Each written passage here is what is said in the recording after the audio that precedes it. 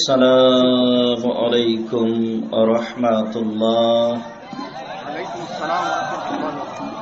إن الحمد لله نحمده ونستعينه من يهده الله فلا مضل له ومن يضلل فلا هادي له وأشهد أن لا إله إلا الله وحده لا شريك له وأشهد أن محمدا عبده ورسوله. أما بعد فأعوذ بالله من الشيطان الرجيم. يا أيها الذين آمنوا قوا أنفسكم وأهليكم نارا. عن أبي هريرة رضي الله تعالى عنه قال قال رسول الله صلى الله عليه وسلم كل مولود يولد على الفطرة فأبواه يهودانه أو يمجسانه أو ينصرانه إلى آخر الحديث رواه البخاري ومسلم. সম্মানিত উপস্থিতি, প্রশংসা আল্লাহর জন্য, শান্তি অবতীর্ণ হোক আল্লাহর রাসূলের উপর সাল্লাল্লাহু আলাইহি ওয়াসাল্লাম। আজকের দিনী বৈঠকে বক্তব্যের বিষয় পরিবার ও পারিবারিক জীবন। আপনার পরিবারকে নিয়ে আমরা আজ অতীব গুরুত্বপূর্ণ তথ্যবহল সংক্ষিপ্ত আলোচনা করতে চাই ইনশাআল্লাহুল আজিজ। লিখিত বিষয়ের উপরে কথা বলার পূর্বে আজকের জন্য জরুরি দুটি কথা। তার প্রথম কথা হচ্ছে আজকের আমরা আমাদের যারা এখানে সম্মানিত মেহমানগণ উপস্থিত হয়েছেন তারা আমাদের বক্তব্য শুনবেন, কেননা তাদের কথার দাবিটা আছে। অনেকেই নাকি বক্তব্য না রেখে শুধু কিছু বলে বা বই পুস্তক বিক্রি করে চলে যায়। অতএব বক্তব্যের শেষ পর্যন্ত মেহমানগণ থাকবেন বলে আমাদের পক্ষ থেকে জোরালো দাবি। উপেক্ষা করবেন না বলে আমরা আশাবাদী। তারপরে আমাদের আজকের জন্য দ্বিতীয় জরুরি কথা হচ্ছে যে মানুষের মনে রাখা ভালো হবে দুনিয়াতে দুটো পাপ রয়েছে যার নিজস্ব ক্ষমতা রয়েছে। এই ছেলেরা, ওই যে ছেলেগুলো গল্প করছে, তোমাদের এই গ্রামের ছেলেরা কি করে? আমি শুনতে পাই, ছেলেরা শুনতে পায় না।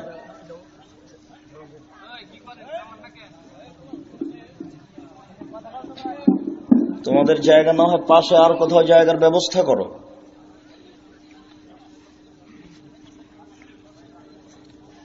সম্মানিত উপস্থিতি, আমাদের জেনে রাখা ভালো হবে যে দুনিয়াতে দুটি পাপ রয়েছে যার নিজস্ব ক্ষমতা রয়েছে, অন্যান্য পাপের নিজস্ব ক্ষমতা নেই।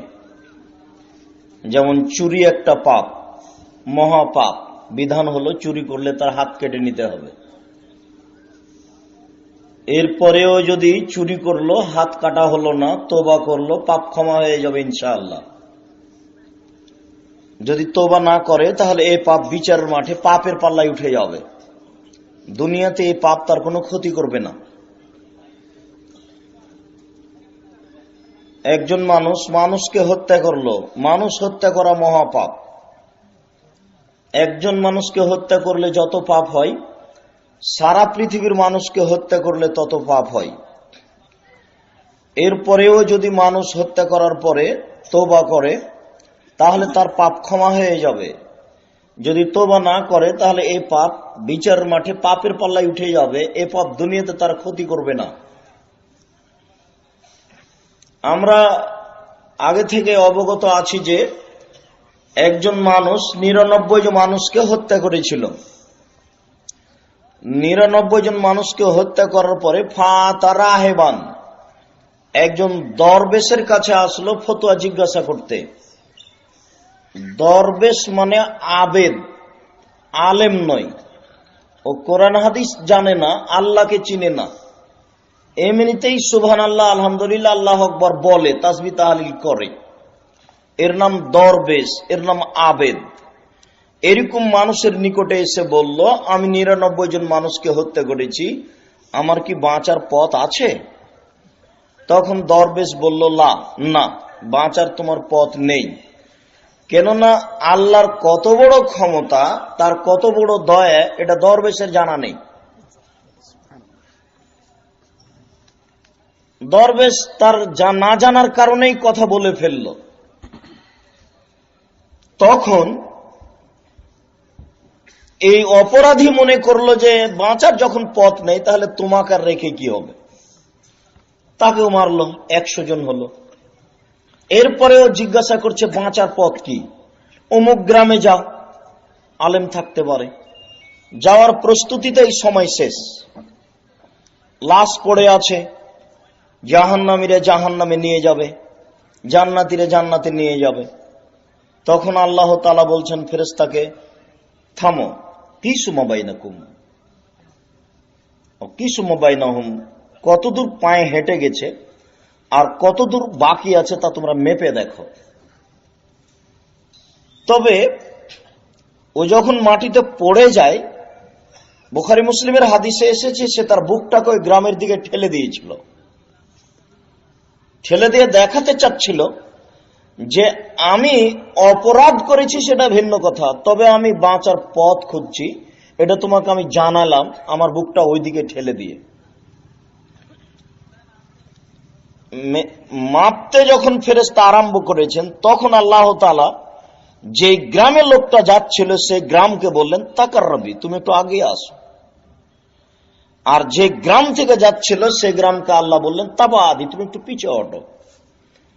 তো গ্রাম জড় বস্তু ও আল্লাহর কথা মানে, আদম সন্তান নিমুখ হারাম মানে না। আদম সন্তানের বিষয়টি খুব জটিল। তো এই গ্রাম পিছিয়ে হটে গেল, ওই গ্রাম আগে আসলো, মেপে দেখা গেল অর্ধ হাত বেশি হয়ে গেছে, মানে আগিয়ে গেছে, লাশ কিন্তু ওখানেই পড়ে আছে। এখন আল্লাহ তাআলা ফেরেশতাকে বললেন, দেখো যখন আগিয়ে গেছে আমি তাকে মাফ করে দিলাম। আমি যেটা বলছি সেটা হচ্ছে 99 জন মানুষকে হত্যা করার পরেও পাপ ক্ষমা হয়। এরপরেও যদি তওবা না করে তাহলে পাপ ক্ষমা হবে না, বিচার মাঠে এটা পাপের পাল্লায় উঠে যাবে। জেনা একটা মহা পাপ, একটা ন্যাক্কারজনক পাপ, একটা নোংরা পাপ, সমাজকে নষ্ট করা পাপ।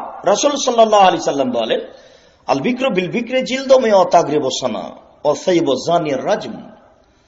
অবিবাহিত ছেলে মেয়ে যদি জেনায় লিপ্ত হয় তাহলে তাকে 100 লাঠি পিটিয়ে এলাকা থেকে 1 বছরের জন্য তাড়িয়ে দিতে হবে।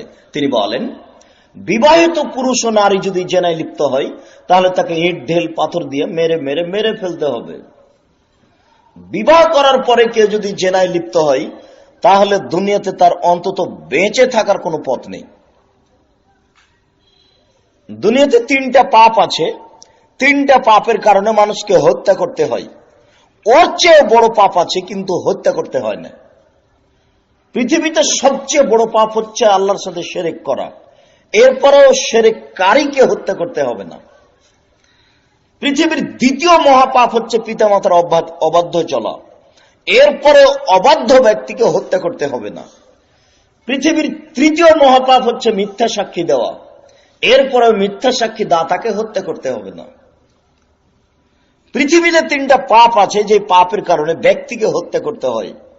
তার একটা পাপ হচ্ছে ধর্ম অস্বীকার করা, কোরআন মাজিদ আমি মানি না, এরকম কথা বললে তাকে হত্যা করতে হবে।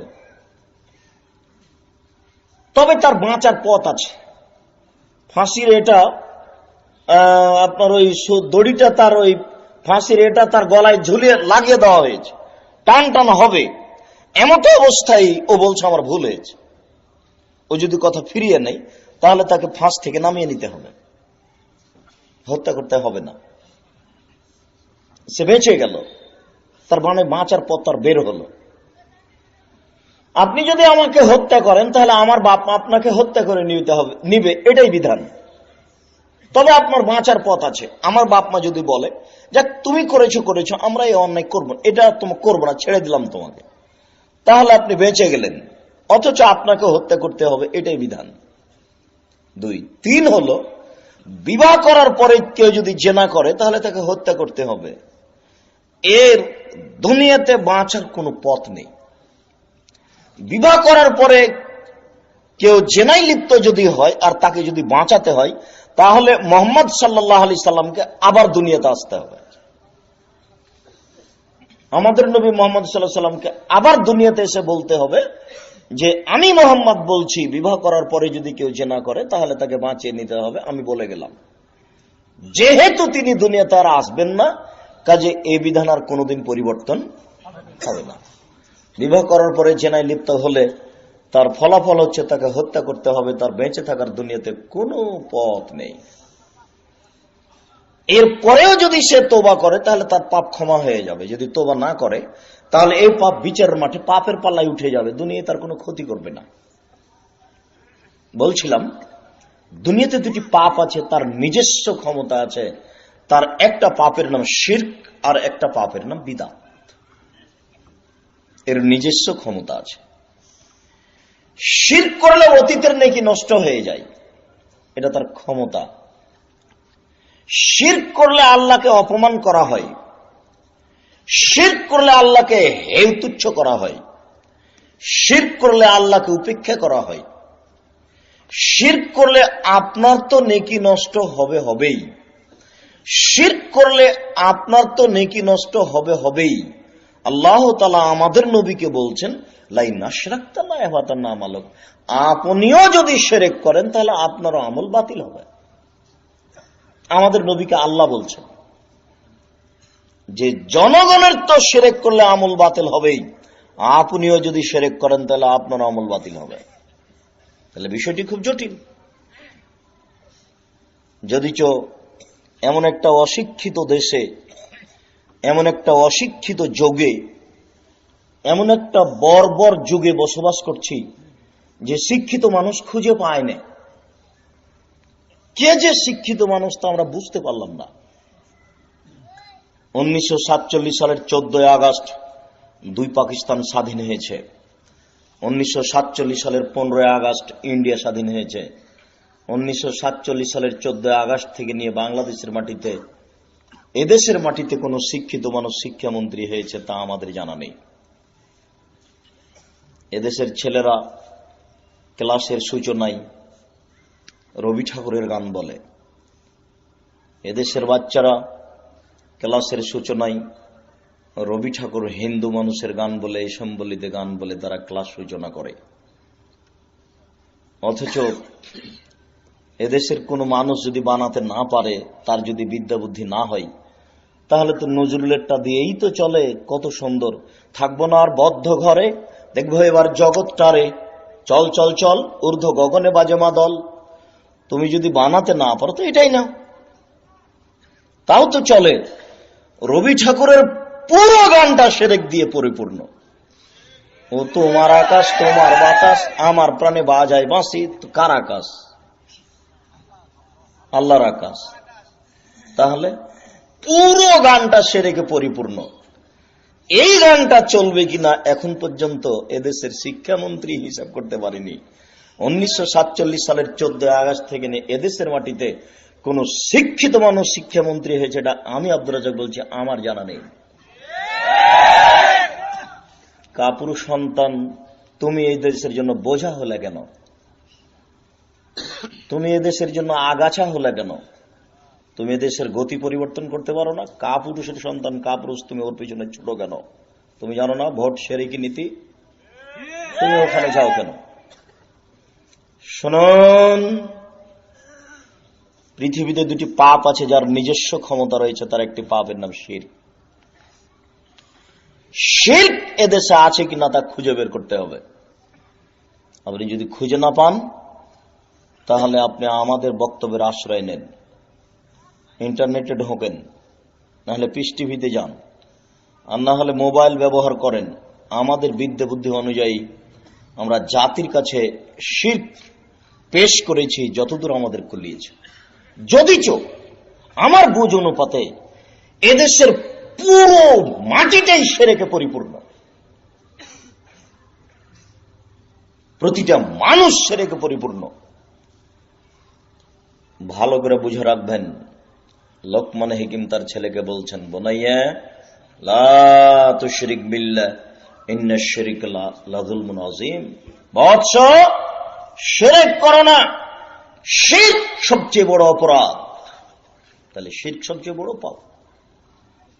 ইব্রাহিম আলাইহিস সালাম বলছেন, অজনবনি ওয়া বানিয়া না'বুদাল আসনাম, হে আমার প্রতিপালক, তুমি আমাকে আমার ছেলেদেরকে শিরক থেকে বাঁচাও।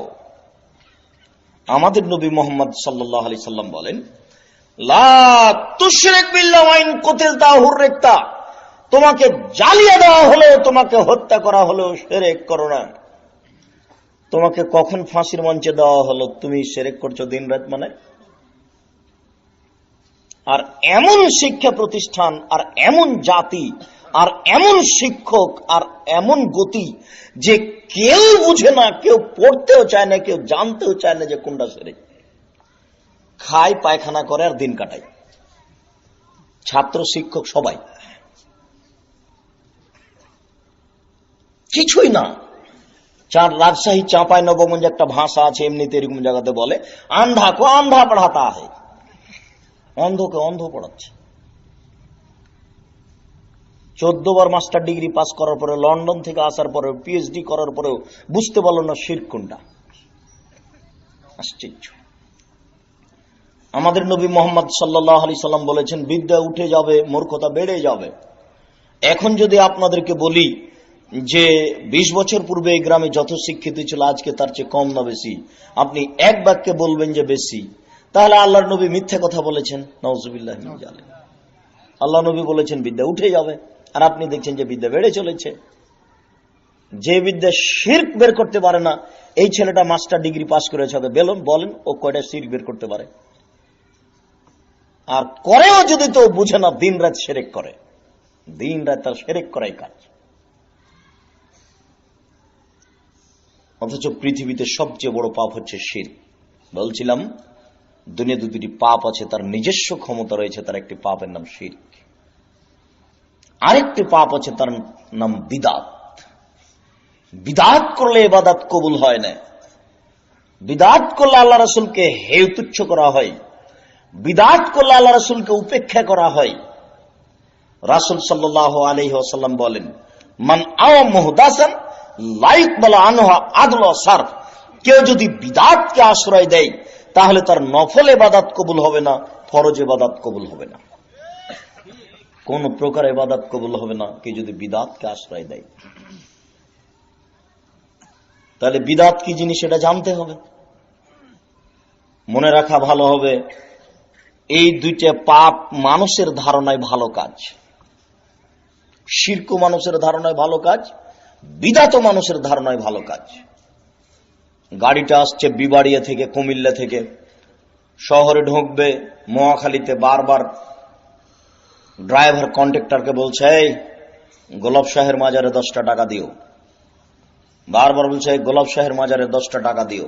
কেন সে বারবার এই কথা বলছে? তার বিবেকে কাজ করছে যে গোলাপ শাহের মাজারে 10টা টাকা দিলে আমার গাড়িটা অ্যাক্সিডেন্ট থেকে বাঁচবে। তাহলে সে ভালো কাজ করার জন্য বারবার কন্ট্রাক্টরকে বলছে। তার ধারণা এটা একটা ভালো কাজ, জাতির ধারণা এটা ভালো কাজ। নইলে শাহজালালের মাজারে হাজার হাজার মানুষ যায় কি করে? শাহজালাল নিজেই কি, তার কতটি কবর আছে কে জানে? কবরে যে কি হলো আর কি হচ্ছে কেউ জানে না। আজগবিতে মানুষ বোকা, এলো অশিক্ষিত মানুষ, এরই নাম মূর্খ, এরই নাম বন্য, এরই নাম বর্বর, এরই নাম অসভ্য, এরই নাম অশিক্ষিত। মানুষ ওখানে যায় কি করে? তোমার বাপের কবর জিয়ারত করে যাও ওখানে। কারো কবর যদি খুঁজে না পাবো, এখানে কবরস্থান আছে, ওখানে যে দোয়া করে আসো। ওখানে গেলে কেন? শুনুন, বিদআত মানুষের ধারণায় ভালো কাজ। বিদআত মানুষের ধারণায় ভালো কাজ যদি না হয়, তাহলে টুঙ্গির তুরাগ নদীর তীর থেকে মতিঝিল পর্যন্ত মানুষ হাত তুলে দোয়া করে কি করে? শুনুন তার আগের বাক্য, পৃথিবীতে একটা ইবাদত আছে, সে ইবাদত করতে গেলে ওই ব্যক্তি আল্লাহর মেহমান হয়, ওই মানুষ সে আল্লাহর মেহমান হয়। পৃথিবীতে আর কোন ইবাদত করে মানুষ আল্লাহর মেহমান হয় না, তার নাম হাজি। যে হজ করতে যায় সেই শুধু আল্লাহর মেহমান। শীতের প্রচন্ড শীতের রাতে উঠে ওযু করে তাহাজ্জুদ পড়লেও সে আল্লাহর মেহমান নয়। রমজান মাসে কে যদি সিয়াম পালন করে, ইবাদতের জগতে সবচেয়ে দামি ইবাদত সিয়াম, এরপরেও রমজানের রোজা রেখে সিয়াম পালন করে কেউ আল্লাহর মেহমান হতে পারবে না। লক্ষ কোটি টাকা দান করে কেউ আল্লাহর মেহমান হতে পারবে না। আল্লাহর মেহমান হওয়ার একটাই পথ হলো হজ করতে যাওয়া। মনে রাখা ভালো হবে যে আরাফার মাঠে যত মানুষের পাপ ক্ষমা হয়, পৃথিবীর আর কোন জায়গাতে আর কোন সময়ে তত পাপ ক্ষমা হয় না। লাইলাতুল কাদর হোক, জুমার দিন হোক, গভীর রাতে হোক, যেদিনই হোক না কেন, পৃথিবীতে আরাফার মাঠ ছাড়া আর কোন দিন আর কোন সময়ে অত ক্ষমা হয় না আরাফার মাঠে যত ক্ষমা হয়। আমাদের গতিতে আমরা বুঝি যে কাবা ঘরের মেহমান ভালো মানুষ, কাবা ঘরের ইমাম সাহেব ভালো মানুষ, তাহলে গত বছর তার আগের বছরের হিসাব অনুযায়ী ৭৮ লক্ষ মানুষ হজ করতে উপস্থিত হয়েছিল। তাহলে ৭৮ লক্ষ আল্লাহর মেহমান এ লোকগুলি। আর আরাফার মাঠ হলো সবচেয়ে দামি জায়গা কবুল হওয়ার দিক দিয়ে, ক্ষমা পাওয়ার দিক দিয়ে। আর কাবা ঘরের ইমাম সাহেব হলেন আমাদের কাছে সম্মানী মানুষ। তো কাবা ঘরের ইমাম সাহেব আরাফার মাঠে ৭৮ লক্ষ আল্লাহর মেহমানকে নিয়ে একটু আখেরি মোনাজাত করলে হয় না? ৭৮ লক্ষ আল্লাহর মেহমান, আর সবচেয়ে ভালো জায়গাতে কাবা ঘরের ইমাম দিয়ে আখেরি মোনাজাত চলে না।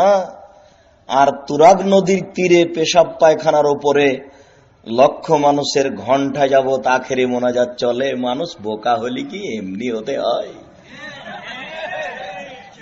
মানুষ একবারে জ্ঞান গরিমে এইভাবে হারিয়ে দেয়। শুনুন, সারা পৃথিবীর মানুষ যদি আখেরি মোনাজাতে উপস্থিত হয়, সারা পৃথিবীর মানুষই পাপী। দেখি কোন মায়ের বেটা জন্ম নিয়েছে, আমার হায়াত পর্যন্ত সময় থাকলে এর বৈধতা কে দিতে পারে? আমি মানুষ শুধু নয়, আমি মুসলিম। আমাকে বৈধতা দিতে হলে এইভাবে দিতে হবে। আবু হুরায়রা রাদিয়াল্লাহু তাআলা আনহু বলেন, রাসূল সাল্লাল্লাহু আলাইহি ওয়াসাল্লাম বলেছেন, লক্ষ কোটি মানুষের আখেরি মুনাজাত হাত তুলে দোয়া চলবে। আবু দাউদ। এইভাবে অনুবাদ হলে আব্দুর রাজ্জাক মানবে, তার আগা পর্যন্ত থেকে বোঝানো যাবে না, ফাঁসি হলেও। এর নাম প্রমাণ। সারা পৃথিবীর মানুষ যদি টাকা দিয়ে ফিতরা আদায় করে, সারা পৃথিবীর মানুষই পাপী। টাকা দিয়ে ফিতরা আদায় হয় না, টাকা দিয়ে ফিতরা আদায় হয় না, টাকা দিয়ে ফিতরা আদায় হয় না, শস্য দিয়েই ফিতরা দিতে হবে। কেউ যদি নেওয়ার না থাকে, ফিতরাই চাউল কে কাঁধে করে নিয়ে যাবে? কেউ যদি নেওয়ার না থাকে তো ওখানে গোবর যেখানে ফেলেছেন ওখানে ফেলে দিবেন। ওটা আবার আপনি খেতে পারবেন না, ওটা খুব কঠিন, খারাপ জিনিস, ওটা খুব কঠিন। ওটা দেখবেন একটু, 1 মিনিট দেখেন, 1 মিনিট। আল্লাহ রাসূল সাল্লাল্লাহু আলাইহি সাল্লাম যাকাতের ওসরের ফিতরার খেজুরের পাশে বসে আছে, আর ওখানে হুসাইন রাদিয়াল্লাহু তাআলা ছোট ছেলে খেলাচ্ছিল। চট করে হুসাইন একটা যাকাতের খেজুর তুলে মুখে দিয়ে দিয়েছে। আল্লাহ রাসূল একবারে লাফ দিয়ে উঠে মুখের ভিতরে আঙ্গুল ঢুকিয়ে খেজুর টেনে বের করে ফেলছে। হায় হায়, তুমি করেছো কি? আমরা বড় লোক মানুষ, আমরা এই যাকাতের খেজুর খাই না, এ হচ্ছে মানুষের ময়লা। আরে আমরা তো খাই না, আমাদের বাড়িতে যারা কাজ করে তারাও খায় না, ওদের উপরে আরাম। এটা হলো মানুষের ময়লা। করেছো কি তুমি? দেখবেন একই বলে বড় লোক মানুষ। করেছো কি তুমি? মুখের ভিতরে আঙ্গুল ঢুকে একবারে খেজুর মুখ থেকে বের করে টেনে ফেলে বলছে, আমরা বড় লোক মানুষ, আমরা যাকাত খাই না, যাকাত হচ্ছে মানুষের ময়লা। আমরা তো খাই না, আমাদের বাড়িতে যারা কাজ করে তারাও খায় না, আমাদের বাড়ির কিষানও বড় লোক। কেউ যদি ওই ফিতরা যাকাত না নেওয়ার থাকে তো কোথায় ফেলে দিতে হবে? আবর্জনা যেখানে ফেলেছেন সেখানে। ওটা বাড়িতে রাখা যাবে না, ওটা খুব কঠিন জিনিস। গমা সাপ থাকতে পারে বাড়িতে, গমা সাপ বুঝেন কি? গোখরা সাপ থাকতে পারে, থাক, বিছানে থাকলে দংশন করবে এ কথা নয়। গোখরা সাপ যদি দংশন করো তো একজন মারা যাবে, আর যদি বাড়িতে ওসর জাকাত থেকে যায় তাহলে সারা পরিবার মারা যাবে, কেউ বাঁচবে না। তাহলে গোখরা সাপের চেয়ে জাকাত ফেতরা ওসর অনেক অনেক অনেক গুণে খারাপ।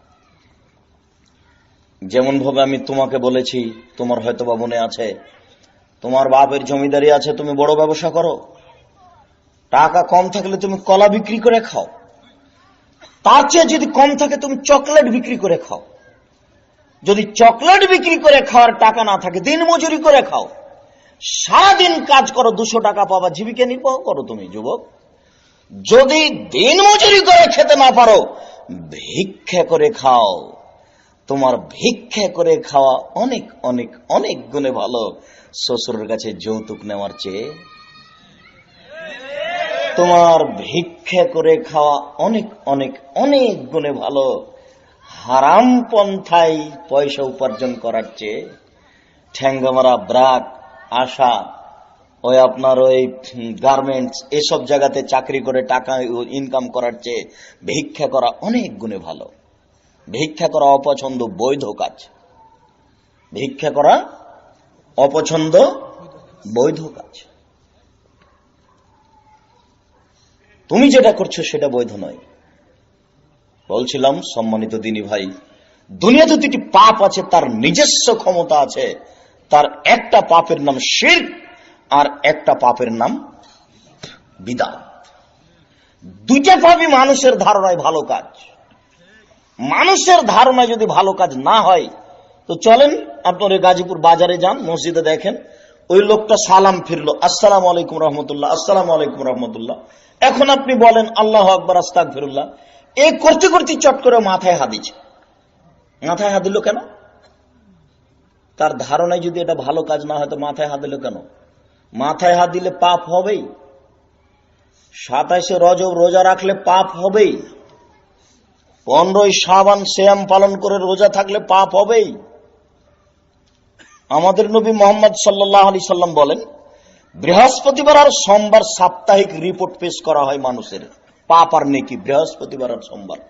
আমি মুহাম্মদ সাল্লাল্লাহু আলাইহি সাল্লাম ভালোবাসি যে আইয়ুরাজা আমালি ওয়া সাইম, আমার রিপোর্টটা আল্লাহর কাছে পেশ করা হোক আর আল্লাহ দেখুক যে আমি রোজা আছি, এটা আমার মন চাই। এই জন্য আমি নীতিগতভাবে বৃহস্পতিবার আর সোমবার সিয়াম পালন করি। কথা মনে হয় বুঝাতে পারলাম না। আমাদের নবী মুহাম্মদ সাল্লাল্লাহু আলাইহি সাল্লাম কোন কোন দিন সিয়াম পালন করতেন? বৃহস্পতিবার আর সোমবার। কেন? এই দুই দিনে মানুষের সাপ্তাহিক রিপোর্ট পেশ করা হয় ওখানে। তো আমাদের নবী চাইতেন যে আমার আমলটা তো পেশ করা হচ্ছে এই দুদিনে, তা আল্লাহ দেখুক যে আমি সিয়াম আছি, এই জন্য তিনি এই 2 দিন করতেন। আর রমজান মাসে রিপোর্ট পেশ করা হয় বাৎসরিক রিপোর্ট। শাবান মাসে বাৎসরিক রিপোর্ট পেশ করা হয়, তবে সেটা কোন দিন এটা আমাদের নবী মুহাম্মদ সাল্লাল্লাহু আলাইহি ওয়াসাল্লামের জানা ছিল না। এই জন্য তিনি বেশি বেশি সিয়াম পালন করতেন। আয়েশা রাদিয়াল্লাহু তাআলা আনহা বলেন, ইয়াসুমু শাবানা কুল্লাহু, তিনি পুরো শাবান সিয়াম পালন করতেন, তবে তিনি শাবানকে রমজানের সাথে লাগিয়ে দিতেন না। উম্মে সালামা রাদিয়াল্লাহু তাআলা আনহা বলেন, লা ইয়াসুমু শাহরাইনে মুতাতাবিআইনে ইল্লা শাবান ওয়া রমাজান, আল্লাহ রাসূল পুরো 2 মাস সিয়াম পালন করতেন না, তবে শাবান ও রমাজান, তবে তিনি শাবানকে রমাজানের সাথে লাগিয়ে দিতেন না। একেবারে 20, 25, 26, 27 এই পর্যন্ত করতেন। কেন? তিনি জানতেন যে শাবান মাসে বাৎসরিক রিপোর্ট পেশ করা হয়, তবে তিনি জানতেন না যে সেই দিন কোন দিন। এই জন্য তিনি এত কষ্ট করতেন। কিভাবে ভারত, বাংলাদেশ, পাকিস্তানের হুজুরেরা জেনে নিল সেদিন 15 শাবান। তাই তারা কলকারখানা, অফিস, আদালত, কোর্টকাটারি, শিক্ষা প্রতিষ্ঠান বন্ধ করে রাতে গোসল করে আতর গোলাপ মেখে দিনে রোজা থাকে। 27 রজব রোজা থাকলে রাসূলকে অপমান করা হবে নিশ্চিত। সংসদ ভবনের সদস্য মমতাজ বেগমের জিকির করলে রাসূলকে অপমান করা হবে নিশ্চিত। এখানে মমতাজ বেগমের জিকির চলছে ডুবি তবলা দিয়ে, আর এখানে একটা রবি ছায়া ছবির গান চলছে, ল্যাংটা মেয়ে নাচছে আর গান বলছে। কোনটা বেশি খারাপ? দুটাই খারাপ। খারাপের পার্থক্য আছে। এখানে একটা ল্যাংটা মেয়ে নাচছে আর গান বলছে, এতে রাসূলকে অপমান করা হয় না, এটা শুধু খারাপ। আর এটা খারাপ, রাসূলকে অপমান করা হয়, এটা মহা খারাপ। ওটা রাসূলের নীতি নয়। ডুবি তবলা বাজবে আর জিকির চলবে, এটা রাসূলের নীতি নয়, অসম্ভব। সারা দুনিয়ার মানুষ যদি টঙ্গির আখিরে মোনাজাতে উপস্থিত হয়, সারা দুনিয়ার মানুষই পাপী। এদেশের নেতা নেত্রী এই বৈঠককে সহযোগিতা করে, এটা অবৈধ, এটা একটা প্রমাণ।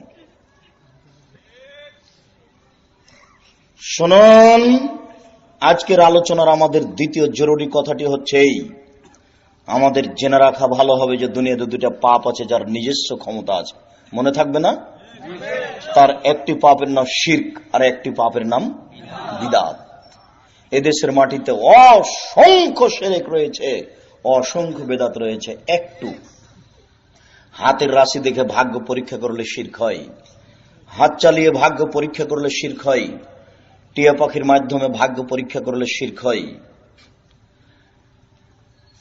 হাত থেকে গিলাস পড়ে গেল কুটুম্ব আসতে পারে এমন মন্তব্য করলে শিরক হয়, ঘরের উপরে কাক ডাকছে কেউ আসতে পারে এমন মন্তব্য করলে শিরক হয়, ডাক্তার ভালোতে বাচ্চা বেঁচে গেল এই কথা বললে শিরক হয়, ড্রাইভার ভালোতে গাড়ি অ্যাক্সিডেন্ট হলো না এই কথা বললে শিরক হয়, মাঝি ভালোতে নৌকা ডুবলো না এই কথা বললে শিরক হয়, তুলসী গাছ তুলে ফেলা যায় না এই কথা বললে শিরক হয়, তুলসী গাছে লাথি মারা যায় না এই কথা বললে শিরক হয়। আপনার মা কুলাতে চাউল ঝাড়ছিল, কুলা বুঝেন কি? কুলাতে চাউল ঝাড়ছিল, আপনার বাচ্চাটা দৌড়িয়ে এসে কুলাতে চড়ে নিল, আপনার মা বলছে চিচি কুলক্ষণে ছেলে, কুলাতে পা দিতে হয় না, এরকম মন্তব্য করলে শিরক হয়। ভাতের পাতিলে ভাত ভর্তি আছে, আপনার পা লেগে গেল, আপনার মা দেখে বলছে কি কুলক্ষণে ছেলে, ভরা পাতিলে কেউ পা দেয়, এরকম মন্তব্য করলে শিরক হয়। গরুকে লাথি মারা যায় না এরকম হিসাব করলে শিরক হয়। ধানের উপর দিয়ে জুতা পায়ে দিয়ে হাঁটা যায় না এই কথা বললে শিরক হয়। কালো সুতাতে গিরে দিয়ে বাচ্চার গলায় ঝুলিয়ে দিলে শিরক হয়। গাভীর যেন দুধ নষ্ট না হয় এই উদ্দেশ্যে চামড়া গাভীর গলায় ঝুলিয়ে দিলে শিরক হয়। গণকের কাছে গিয়ে যদি বলেন যে আমার টাকা হারিয়ে গেছে দেখেন তো কে নিয়েছে, এরকম জায়গায় গেলে এরকম কথা বললে শিরক হয়। অষ্টাধাতুর আংটি হাতে দিলে শিরক হয়। অষ্টাধাতুর আংটি, বালা, রাবার এসবগুলো হাতে ব্যবহার করলে শিরক হয়।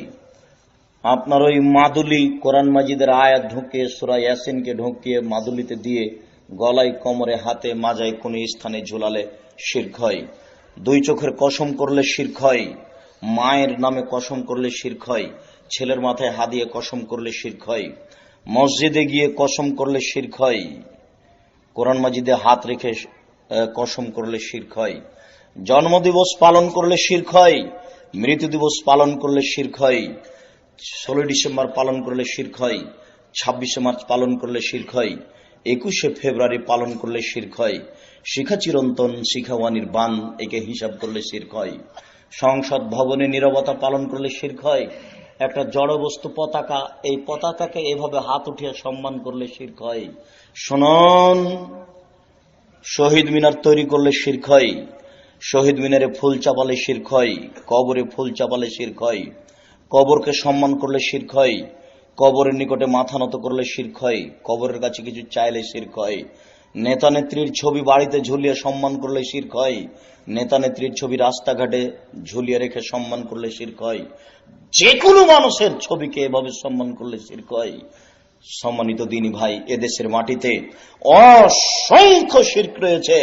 আমাদের নবী মুহাম্মদ সাল্লাল্লাহু আলাইহি সাল্লাম বলেন, তোমাকে জ্বালিয়ে দেওয়া হলেও, তোমাকে হত্যা করা হলো, শিরক করবে না। দেশে জন্ম নিয়েছো, তুমি কি করতে পারো? তুমি জাতির জন্য আগাছা, তুমি জাতির জন্য বোঝা। তুমি এই জাতির কি করতে পারো? তুমি এই জাতির কি উপকার করতে পারো?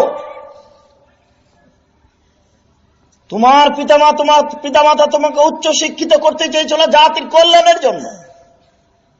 সম্মানিত উপস্থিতি, আজকের আমাদের সংক্ষিপ্ত আলোচনার সূচনায় এসে বলি, মহান আল্লাহ বলেন, ইয়া আইয়ুহাল্লাযীনা আমানু, হে বিশ্বাসীগণ, কু আনফুসাকুম, তোমরা তোমাদেরকে বাঁচাও এবং তোমাদের পরিবারকে বাঁচাও জাহান্নাম থেকে। অত্র আয়াতের বিবরণে বোঝা যায় যে মানুষ নিজেকে জাহান্নাম থেকে বাঁচাতে পারে, এবং নিজের পরিবারকে জাহান্নাম থেকে বাঁচাতে পারে। এই সুযোগ আল্লাহ মানুষের হাতে তুলে দিয়েছেন।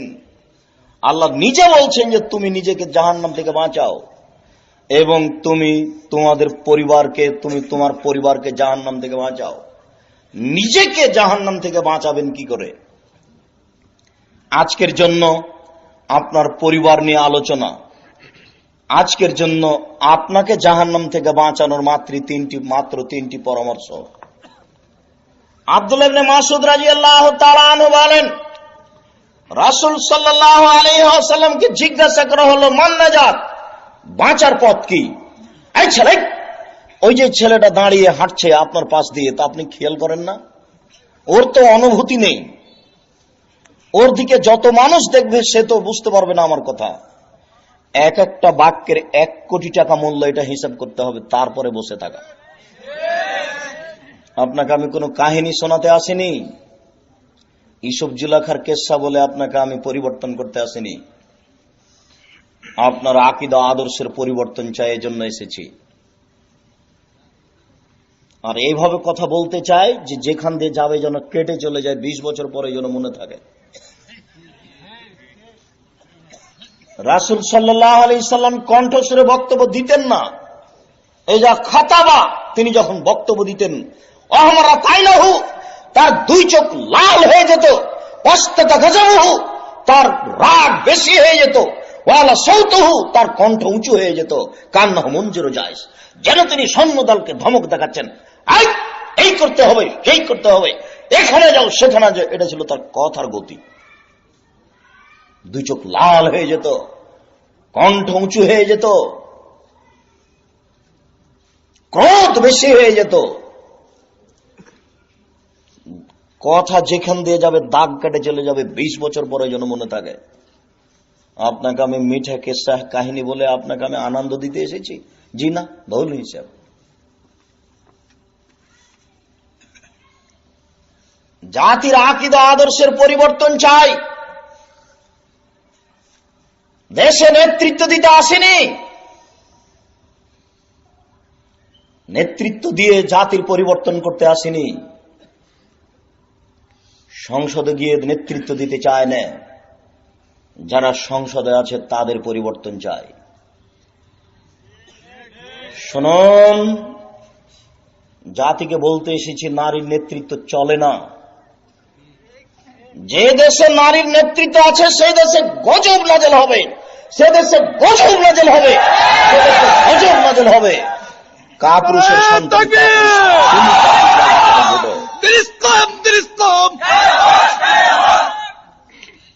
জাতির দেশের জনগণের পরিবর্তনের জন্য আসি। সম্মানিত দিনী ভাই, বলতে চাচ্ছি আপনি নিজেকে জাহান্নাম থেকে বাঁচাবেন কিভাবে? আব্দুল্লাহ ইবনে মাসউদ বলছেন যে আল্লাহ রাসূলকে জিজ্ঞাসা করা হলো, মান নাজাত, বাঁচার পথ কি? রাসূল সাল্লাল্লাহু আলাইহি সাল্লাম উত্তরে বললেন, বাঁচার 3টি পথ আছে। 1, আমলিক লিসানাক, মুখ বন্ধ করো, মুখ ব্যবহার করতে পাবেন না। খুব সাবধান, মুখ খুললেই ভালো কথা বলতে হবে, নইলে কথা ইহকালও আটকা পড়বে, পরকালও আটকা পড়বে। তোমার মুখের কারণেই তোমাকে অপমান হতে হয় সমাজে, তোমার মুখের কারণেই বিচারের মাঠে জাহান্নাম হবে। মুখ বন্ধ রাখো, মুখের বড় বিপদ। দেখবেন একটু কথা, আয়েশা রাদিয়াল্লাহু তাআলা আনহা একদা আল্লাহ রাসূলকে বলছেন, আল্লাহ রাসূল মাঝে মধ্যে বলতেন, সাফিয়া বুদ্ধিমতী সুন্দরী নারী। সাফিয়া হচ্ছে বড় পরিবারের মেয়ে, সাফিয়া একজন আল্লাহ রাসূলের স্ত্রী। কোন কোন সময় তার প্রশংসা করতেন, বুদ্ধিমতী নারী, সুন্দরী নারী, বড় পরিবারের মেয়ে। আল্লাহ আয়েশা রাদিয়াল্লাহু তাআলা এগুলো শুনে ক্ষেপে যেতেন। তিনি একদা রাগ করে বলছেন, বলেন কি আপনি? ও তো ইহুদির মেয়ে, ও তো সাইজে খাটো, ও তো খাটো মেয়ে, ও তো ইহুদির মেয়ে। তখন আল্লাহ রাসূল বলছেন, আয়েশা লাকাদ কুলতে কালামাতাল্লাহ মাজাজাত বিমাইল বাহরিলা মাজাজাতু। আয়েশা, তুমি এমন একটা বাক্য বলেছ, এই বাক্য যদি সাগরের পানিতে ফেলে দেওয়া হয় তাহলে পুরো সাগরের পানি ঘোলা হয়ে যাবে। তিনি কি বলেছেন? বলেছেন যে খাটো মেয়ে। এই তো তার অপরাধ। তিনি বলছেন এই কথাটা যদি সাগরে ফেলে দেওয়া হয় তাহলে এই আটলান্টিক মহাসাগরের পানি, ভারত মহাসাগরের পানি, বিশাল সাগরের পানি ঘোলা হয়ে যাবে। কথাটা কত বড়! কথাটা হলো একটা খাটো মেয়ে। এখানে দোকানের সামনে দুইজন অতীতের চেয়ারম্যানের নিন্দা করছে, আর তুমি ওখানে গিয়ে বসে বলছো ঠিক বলেছিস। এটা কি হলো? এটা কেমন হলো কথা? শুনুন, আবারও বলছি যুবক, তুমি জাতির জন্য আগাছা হয় না। তুমি ওখানে গেলা কেন? তোমাকে বলিনি? পৃথিবীতে বর্তমানে সবচেয়ে ন্যাক্কারজনক, নোংরা, জঘন্য, বর্বর, অসভ্য কাজ হচ্ছে ভোট প্রথা। এর চেয়ে খারাপ কাজ বর্তমান পৃথিবীতে নেই। মানুষকে জবে করার সবচেয়ে বড় মাধ্যম এটা। মানুষের গীবাত, পরনিন্দা, বদনাম করার সবচেয়ে বড় মাধ্যম এটা। মানুষের প্রতি জুলুম করার, নির্যাতন করার সবচেয়ে বড় মাধ্যম এটা। মানুষের টাকা পয়সা লুটে খাওয়ার সবচেয়ে বড় মাধ্যম এটা। এতদা অঞ্চলে একটা ছেলে খুব সতেজ ব্রেনের, দেখতে খুব সুন্দর, লন্ডন থেকে পড়ে এসেছে, খুব ভদ্র ছেলে। ঢাকা বিশ্ববিদ্যালয়ে সে ফার্স্ট ছিল, লন্ডনে সে ফার্স্ট হয়েছে। এই ছেলেটা এলাকায় পড়াশোনা করে এসেছে, কিন্তু বর্তমানে যারা আছে ওই ছেলেটা সেই দলের নয়। এই ছেলের চাকরি হবে না। তুমি এই কাজের উপকার করো, তুমি এই পথে চলো যুবক। তুমি এখানে এসেছো বক্তব্য শুনতে, তোমাকে এই সংশোধন করতে এসেছি। তুমি মনে রেখো, এই শিরকি নীতি, এই নিকৃষ্ট নীতিকে আমরা ঘৃণা করি। যেখানে ভোট কাউন্টার আছে সেটাকে এভাবে আমরা তাকিয়ে দেখি না। ওই যেটা ভোট কাউন্টার, এইভাবে দেখি না, এভাবে তাকিয়ে দেখি না। ওখানে তোমাকে বলে রাখলাম, আমাদের জীবন চ্যালেঞ্জ করলাম। তুমি এর সহযোগিতা করো। তুমি তাহাজ্জুদ পড়ে জান্নাত কিনতে চাও? এদেশের যত পয়সা পাতি ক্ষতি হচ্ছে এর জন্য তুমি দায়ী। এই দেশে যত মানুষ মারা যাচ্ছে এর জন্য তুমি দায়ী। এদেশে যত উশৃঙ্খলতামূলক কাজ হচ্ছে এর জন্য তুমি দায়ী যুবক। তুমি জাতির জন্য আগাছা যুবক, তুমি জাতির জন্য বোঝা যুবক। জাতি তোমাকে এখন বোঝা মনে করছে। তুমি কি শিক্ষা অর্জন করেছ? বর্তমান পৃথিবীতে মানুষের বিপদের দ্বিতীয় বড় মাধ্যম হচ্ছে মোবাইল। মোবাইলের চেয়ে দ্বিতীয় খারাপ মাধ্যম বর্তমানে নেই। জেনার সবচেয়ে বড় মাধ্যম হলো মোবাইল।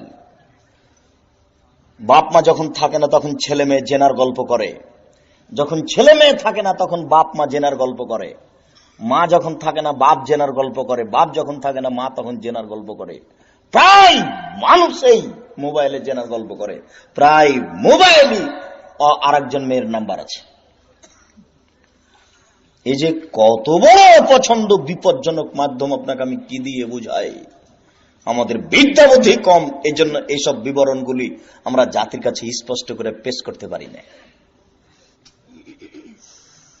দুনিয়াতে বাঁচার তিনটি পথ, জাহান্নাম থেকে আপনি নিজেকে বাঁচাতে পারেন, তার এক নম্বর পথ হলো মুখ বন্ধ করুন।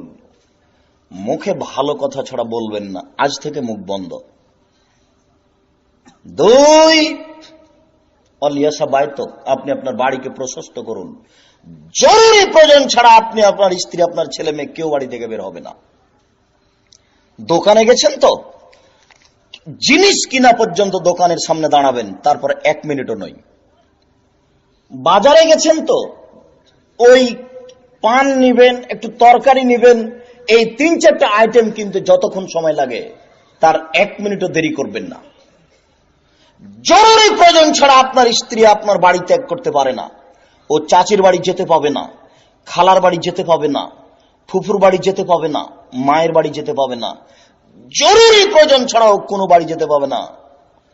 জরুরি কারণে যদি মায়ের বাড়ি যায় তাহলে 3 দিনের বেশি থাকতে পাবে না। 3 দিনের বেশি যদি আপনার স্ত্রী মায়ের বাড়ি থাকে তাহলে আপনাকে খাওয়া খরচ দিতে হবে। 3 দিনের বেশি খেলে সেটাকে সাদকা বলে।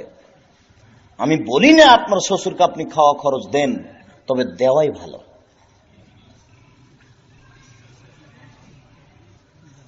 তিন দিনের জন্য যদি স্ত্রীকে স্বামীর ও বাপের বাড়ি পাঠান তাহলে আপনি নিজে সাথে যায়েন।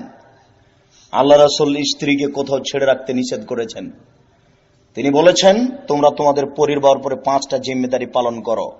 1, ফাকসু হামাক্তা সাইতা, যেমনের কাপড় তুমি পরছো তোমার স্ত্রীকে সেমানের পরাবা। 2, আতে মাতা এমতা, যেমানের তুমি খাদ্য খাচ্ছ তোমার স্ত্রীকে খাওয়াও। 3, অলা তুকাব্বে, কখনো স্ত্রীকে কটু কথা বলো না। স্ত্রীকে কটু কথা বলতে হয় না, স্ত্রীকে গালি দিতে হয় না, স্ত্রীকে নিন্দা করতে হয় না, ওকে আদর করতে হয়, ওকে ঢেকে রাখতে হয়, ওকে আদর করতে হয়। স্ত্রী এত আদরের, স্ত্রী এত আদরের, স্ত্রী এত আদরের, ও হচ্ছে বগড়া সোনাতলা হাটের আদরের মালসা। ওকে আদর করতে হয়, ওকে ঢেকে রাখতে হয়, ওকে ঘেরে রাখতে হয়। ভুলেও কখনো স্ত্রীকে কটু কথা বলতে হয় না। ভুলে বলবেন না কখনো যে তোমার ঠোঁটটা মোটা। একবার যদি ঠোঁট মোটা বলেন 12 বছর আপনাকে ভালোবাসতে পারবে না। একবার যদি বলেন যে তোমার রংটা কালো, তাহলে আপনার ভালোবাসা কেটে গেছে। ওর বুদ্ধি কম। নারীদের দেশ চলে না, নারীদের অফিস চলে না, নারীদের আদালত চলে না। ওর বুদ্ধি কম, ওর ধৈর্য কম। এই জন্য আল্লাহ রাসূল বলছেন, তুমি ধৈর্য ধারণ করো। ফাস্তাউসু বিন-নিসায়ে খায়রান, স্ত্রীকে শুধু ভালো উপদেশ দাও, তুমি ধৈর্য ধারণ করো। এখন 2 জনই লেগে গেছেন। আপনি মনে করছেন আমি পুরুষ মানুষ, তার চেয়ে কম হবো, মানে ও এত কথা বলে নিবে, আমি শুনে থাকবো। আপনি যদি বলতে চান তাহলে এই কয়েক মিনিটের মধ্যে তালাক হয়ে যাবে। ও এখন কিছু বলছে তো আপনি একটু মুখ বন্ধ করেন, কিছুক্ষণ পরে বলেন, দুঃখিত, তুমি উচ্চশিক্ষিতা মেয়ে, তুমি এভাবে কথা বলবে আমি এটা মনে করিনি, তুমি কেন জানি অনেক কথা বললে। আপনিও যদি তখন বলেন তাহলে ফলাফল আসবে তালাক। আপনি কি রাগ করছেন কেন? আপনি এভাবে কটু কথা বলছেন কেন? যুবক, তোমার কথা আমার খেলে বারবার আসে, তুমি যৌতুক নিলে কেন? 50,000 টাকা যৌতুক নিয়েছো তুমি, তোমার শ্বশুর 30,000 টাকা সেদিন দিয়েছে, 20,000 টাকা বাকি রেখেছে। যখন তখন তোমার বাপ বলে তোমার বউকে, হ্যাঁ তোমার বাপ মুনাফেক, 20,000 টাকা দিয়ে দিচ্ছে, দিল না। আজকাল মাঝে মধ্যে তোমার মা বলে তোমার বাপ ভালো মানুষ নয়, তোমার বাপ ভালো মানুষ নয়, টাকাটা দিতে চেয়ে দিল না। আর তুমি ঘরে ঢুকে থাকে লাথি মারো, এই তো তোমার আচরণ, দিয়ে বলো যে টাকা দিলে না তোমার বাপ। আর তোমার বোন হলো জমিদার, ও ননদ যে ভাবি, মানে ভাবি সব কাজ করবে, ননদকে কোনো কাজ করতে হয় না, ওটা বুঝে নিয়েছে। ননদ মানে জমিদার, ভাবি মানে বাড়ির সব কাজ করবে, অথচ এই ননদ আর এক বাড়ির ভাবি। তুমি একটু তোমার ভাবির সাথে সহযোগিতা করো। তোমার মাকে, আমার মাকে, ওই বউ মাকে নিজের মেয়ে আগে মনে করতে হবে। আমি বুঝলাম আমার মা বলছে তুই যেভাবে বলছিস তাতে আর মানুষ শাশুড়িকে সম্মান করবে না। আমি বলছি মা ভুল হচ্ছে, আমি বলতে চাচ্ছি যে শাশুড়ি আগে বৌমাকে বেটি বলুক, তারপরে কথা। শাশুড়ি আগে বেটিকে, বৌমাকে আগে বেটি হিসাবে গ্রহণ করুক, মা বলে বারবার ডাকবে। আম্মু, খালেদা এখানে আসো, এই জায়গাটা একটু পরিষ্কার করো তো আম্মু, খালেদা এই কাজটা করো তো আম্মু। কথাই কথাই শাশুড়ি বৌমাকে মা বলে ডাকবে। এবার দেখা যাক বৌমা শাশুড়িকে সম্মান করে কিনা। কথাই কথাই যদি শাশুড়ি বলে হ্যাঁ তোমার মা কেমন মানুষ, একটু কাজে শিখায়নি, তাহলে তো মেয়েটার মন খারাপ হয়ে যাবে, ও তো কষ্ট পাবে। তাহলে সবাই যদি এর উল্টা চলে, বলেন তো এই মেয়েটা কেমনে থাকবে বাড়িতে? এই জন্য যৌতুক হারাম, মানে পরিবেশ নষ্ট হয়। তাতে বলছিলাম কখনো স্ত্রীকে কটু কথা বলবেন না, গালি দিবেন না, মারবেন না, ওগুলো আদরের বস্তু। 2, 4 যদি মারতে হয় তাহলে মুখের উপরে মারা যাবে না, মুখের উপরে মারা নিষেধ। আগেকার স্কুলের পণ্ডিতেরা থাপ্পড় মারতো গালে, কেন জানে? তারা জানতো না যে গালে মুখে মারা নিষেধ, কঠিন ভাবে মারা নিষেধ, মুখের উপরে মারা যাবে না। 5, ওয়ালা তাতরুকা ইল্লা ফিল বাইতে, তুমি তোমার স্ত্রীকে তোমার বাড়ি ছাড়া অন্য কোথাও থাকতে দিও না, কোথাও যেতে দিও না। তুমি তোমার স্ত্রীকে তোমার বাড়ি ছাড়া অন্য কোথাও থাকতে দিও না, কোথাও যেতে দিও না। জরুরি প্রয়োজন ছাড়া আপনার স্ত্রী কোনো বাড়ি যাবে না, চাচির বাড়ি যাবে না, খালার বাড়ি যাবে না, ফুফুর বাড়ি যাবে না, মায়ের বাড়ি যাবে না, ভাবির কাছে যাবে না, কোথাও যাবে না। বিবাহের বাড়ি তো যাবে না, বিবাহের বাড়ি গেলে তার স্বামীর সংখ্যা বেশি হয়ে যাবে। এই জন্য বিবাহের বাড়ির তো কোনো প্রশ্নই আসে না। পুরুষের মতো সংসার করার চেষ্টা করেন, কাপুরুষের মতো করিয়েন না। বক্তব্যগুলো ইন্টারনেট থেকে দেখে আদর্শ পরিবার আলোচনাগুলি টেনে নিয়েছে স্বামী স্ত্রী, বসে বসে বিষয়গুলি সামনে রেখে ভেবে দেখুন। বলছিলাম সম্মানিত দিনী ভাই, রাসূল সাল্লাল্লাহু আলাইহি সাল্লাম বলেন, তুমি তোমার বাড়িকে প্রশস্ত করো, জরুরি প্রয়োজন ছাড়া তোমার কেউ বাড়ি ত্যাগ করতে পাবে না। 10টার সময় ছেলে বাড়ি থেকে আসলো, বাজার থেকে। কেন আসলো? ওর পিতা হলো কাপুরুষ, এই জন্য এসেছে। ওর পিতা ভালো মানুষ নয়। এখনই যদি ছেলে 5000 টাকা ক্ষতি করে আসে, হারিয়ে দিয়ে আসে, ওই 10টার সময় বৃদ্ধ মানুষ বিছানা থেকে লাফ দিয়ে উঠে, বলবে ওকে আগে বাজারে পাঠা, ওর টাকা ছেড়েছে 5000, ওর হুঁশ নেই। ও বৃদ্ধ মানুষ বিছানে পড়ে আছে, কথা বলতে পারছে, কিন্তু নামাজের কথা বলতে পারে না। অথচ এই 15 বছরের ছেলেটা নামাজ পড়ে না মানে তার বাপ নেই। এই কথা আমি বহুবার বলে আসছি, এখনো বলছি। এই ছেলেটার বয়স 15 বছরও নামাজ পড়ে না, তার মানে তার বাপ নেই।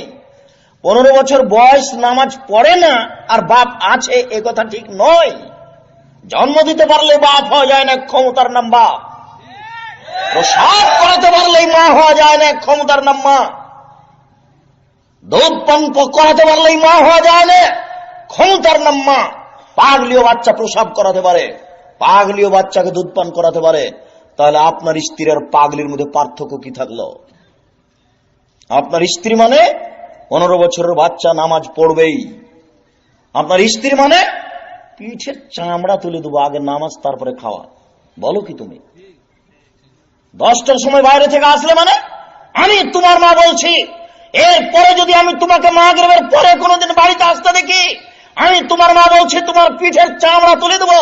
এর নাম মা, এর নাম প্রসাব করেছে সন্তান, এর নাম ক্ষমতা। এই কথা আল্লাহ রাসূল বারবার বলছেন যে তোমরা দুজনে এই পরিবারে ক্ষমতা প্রয়োগ করো। 3 অবকালা খাতে পাপের জন্য কাঁদো। আপনাকে জাহান্নাম থেকে বাঁচানোর জন্য রাসূলের পক্ষ থেকে 3টা পরামর্শ দিলাম। 1, ভালো কথা ছাড়া মুখে বলবেন না, বেঁচে যাবেন। 2, জরুরি প্রয়োজন ছাড়া বাড়ি ত্যাগ করবেন না। 3, পাপের জন্য কাঁদতে হবে, বেঁচে যাবেন ইনশাআল্লাহ। এরপর আপনি আপনার পরিবারকে জাহান্নাম থেকে বাঁচাবেন কিভাবে? কি পথে পরিবারকে জাহান্নাম থেকে বাঁচানো যায়? 1 নম্বর পথ হচ্ছে পরিবারকে শিরক মুক্ত করতে হবে, তাহলে পরিবারকে জাহান্নাম থেকে বাঁচানো যাবে। দেখুন, লোকমান হাকিম বলছেন, বোনাইয়া, ও আমার আদরের ছেলে, আব্বু, লা তুশরিক বিল্লাহ, তুমি আল্লাহর সাথে শিরক করো না। ইন্না শিরকা লাযুলমুন আযীম, নিশ্চয় শিরক সবচেয়ে বড় অপরাধ। আপনি কোনদিন আপনার ছেলেকে বলেছেন যে আব্বু শিরক করো না, শিরক বড় অপরাধ? বাপ তো জানে না শিরক কোনটা। আর স্বামী স্ত্রী কোনদিন ভাবেওনি যে আমার বাচ্চাটা ওই আপনার স্কুলে, আপনার ওই প্লে গ্রুপে ভর্তি হয়ে যে গান বলে, সে গান পরিপূর্ণ শিরক। বাপ মা ভাবেও না, চিন্তাও করে না। প্রতিদিন মা যাচ্ছে বাচ্চাকে নিয়ে আর আসছে, অনের ছেলেকে ইংরেজি শিখাবে, অনের ছেলেকে বানাবে মাইকেল মধুসূদন দত্ত। মাইকেল মধুসূদন দত্ত অনেক দিন পরে ভেবেছিল, আমি এদেশে ইংরেজি কবিতা লিখবো কেন, লন্ডনে গিয়ে ইংরেজিতে কবিতা লিখে লন্ডনীদের হারিয়ে দিব। সে ছিল অনেক দিন পরে। আর আজকে বাপ মা ভাবছে যে 5 বছরের বাচ্চাকে লন্ডনী বানাবে। আশ্চর্য নীতিগতি। ধর্মের 5 পয়সা দেয় না দাম কেউ। কোরআন মাজিদের আয়াত 1450 বছর থেকে কোরআনে পড়ে আছে, কেউ হিসাবও করে না। দিন দিন দিন বিদ্যে চলে গেল সমাজ থেকে। আজকে আপনাকে পরামর্শে একটা কথা বলছিলাম শিক্ষার আলোচনার এক পর্যায়ে গিয়ে, যদি যুবক এই দেশে কিছু করতে চাও, এই দেশের উপরে যদি তুমি বোঝা না হতে চাও, তাহলে আমার পক্ষ থেকে একটা পরামর্শ থাকলো, তোমার বিদ্যে দিয়ে আরো পরামর্শ যোগ করো। আমার যেটা পরামর্শ তোমার কাছে থাকলো সেটা হলো এই দেশের প্রতিষ্ঠানে যিনি কোরআন মাজিদ পড়াবেন স্কুলে, ওই স্কুলে সবচেয়ে যার বেতন বেশি 50,000, তাহলে যিনি কোরআন মাজিদ পড়াবেন তার বেতন হবে 1 লক্ষ। এই নীতিতে তোমাকে আসতে হবে। এখান থেকে আমার পরামর্শ থাকতে সুযোগ নাই। দেশের সরকারকে এই মাপে তোমাকে গড়ে তুলতে হবে। তুমি কেন আগাছা হয়ে বলে বেড়াচ্ছ অমুকের চরিত্র ফুলের মতো পবিত্র? তুমি বোঝা হয়ে এটা বলে বেড়াচ্ছ কেন অমুকের চরিত্র ফুলের মতো পবিত্র? তুমি কি জানো রাসূল সাল্লাল্লাহু আলাইহি ওয়াসাল্লাম বলছেন ওই লোকের উপর আল্লাহ সবচেয়ে বেশি রাগ করেন, ওই লোকের উপর আল্লাহ সবচেয়ে বেশি রাগ করেন, ওই লোকের উপর আল্লাহ সবচেয়ে বেশি রাগ করেন যেই লোক মিথ্যুককে বলে ভালো মানুষ। তুমি যে দিন রাত বলছো যে অমুক ভালো মানুষ, আসলেই কি তাই? যদি তাই না হয় তাহলে তোমার কি হবে? তুমি জাতির আগাছা। এক নম্বর পরামর্শ আমার এটা কিভাবে করতে হবে তা ভাবো। 2, এক নম্বর সাবজেক্ট হলো কোরআন মাজিদ। কোরআন মাজিদে যদি নাম্বার বেশি পাই তাহলে ভিখারুন্নেসা স্কুলে ভর্তি হতে পারবে, তাছাড়া পারবে না। এক নম্বর সাবজেক্ট হবে কোরআন মাজিদ। কোরআন মাজিদে যদি নাম্বার বেশি হয় তাহলে ঢাকা বিশ্ববিদ্যালয়ে ভর্তি হতে পারবে, তাছাড়া পারবে না। অন্যান্য সাবজেক্ট হবে 50 মার্কার, এটা হবে 100 মার্কের। 3, ম্যাট্রিক পাস করার পরে যখন সাবজেক্ট ভাগ হয়ে যাবে ইংরেজি, বাংলা, অঙ্ক, অন্যান্য সাবজেক্ট, তো অন্যান্য সাবজেক্ট ফরজ বটে, কিন্তু ওই ইংরেজি সাবজেক্টটা হবে 50 নম্বরের, আর ওর সাথে কোরআন থাকবে 100 নম্বরের, কিন্তু মূল সাবজেক্ট হলো অঙ্ক, ইংরেজি। নফল সাবজেক্ট হলো এর নাম্বার থাকবে বেশি। মানে একে উপেক্ষা করে চলার না শিক্ষকের গতি আছে না ছাত্রের গতি আছে, কোনো পথ নেই। ইংরেজি শিখবে, তবে কোরআন মুখস্থ করতে, কোরআন পড়তে, কোরআন বুঝতেও বাধ্য, কেননা ওর আছে 100 নম্বর আর এতে আছে 50 নম্বর। এরকম একটা পরামর্শ। সম্মানিত দিনী ভাই, বলছিলাম আপনি আপনার পরিবারকে জাহান্নাম থেকে বাঁচানোর দ্বিতীয় পথ হচ্ছে সালাত আদায় করার জন্য বলতে হবে। লোকমান হাকিম তার ছেলেকে বলেন, বুনাইয়া আকিমিস সালাহ, ও আমার আদরের ছেলে তুমি সালাত আদায় করো। আল্লাহ তাআলা লোকমান হাকিমের মুখ দিয়ে জাতির সামনে বলে রাখলেন, ও আমার আদরের ছেলে তুমি সালাত আদায় করো।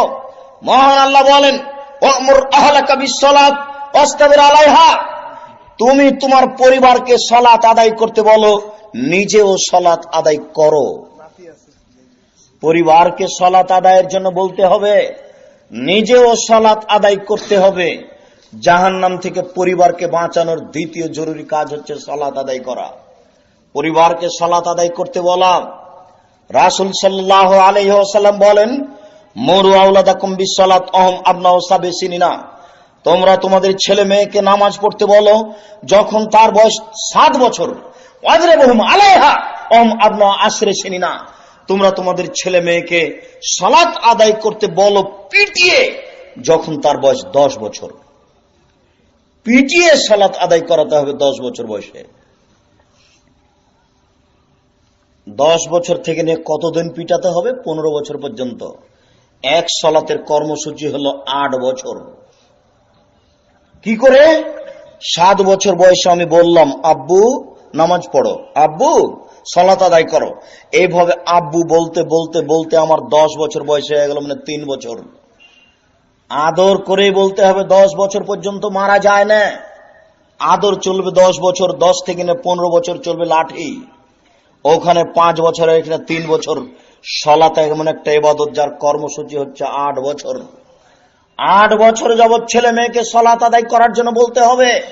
এই জন্য আপনাকে আমি বললাম যে এই ছেলেটার বয়স 15 বছর নামাজ পড়ে না, তার মানে তার পিতা নেই, এই কথাই ঠিক। আবার আপনাকে বুঝিয়ে বলি, এই ছেলেটাকে আল্লাহ রাসূল বললেন না যে তুমি নামাজ পড়ো। এই ছেলেটাকে আল্লাহ রাসূল বললেন না যে তুমি 10 বছর বয়সে নামাজ না পড়লে তোমাকে পিটাবো।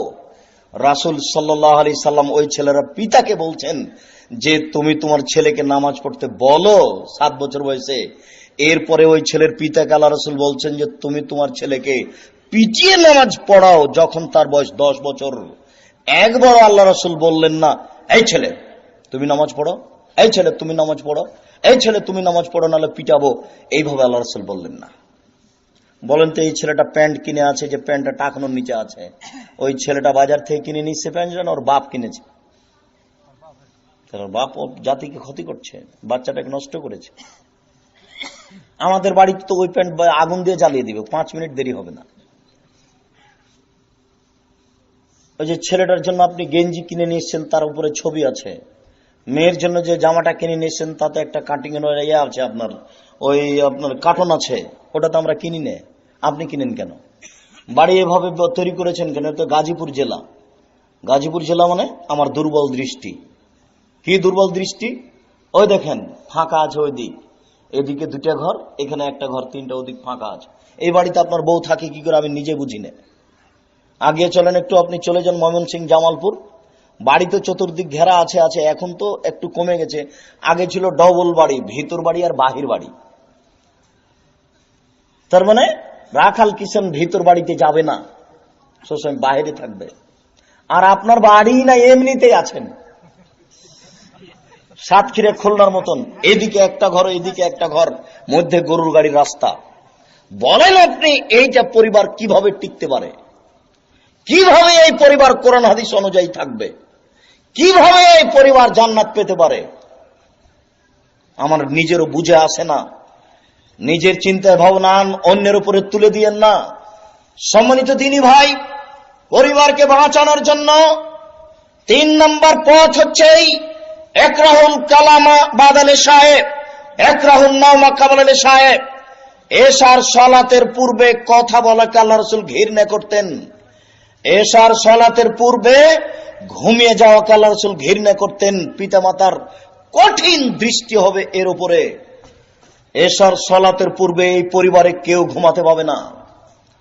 এশার সালাতের পরে এই পরিবারে কেউ কথা বলতে পাবে না, জরুরি প্রয়োজন ছাড়া। জরুরি প্রয়োজন মানে পড়াশোনা চলবে। এই পরিবারের কেউ টিভি দেখতে পারে না 2টা-1টা পর্যন্ত।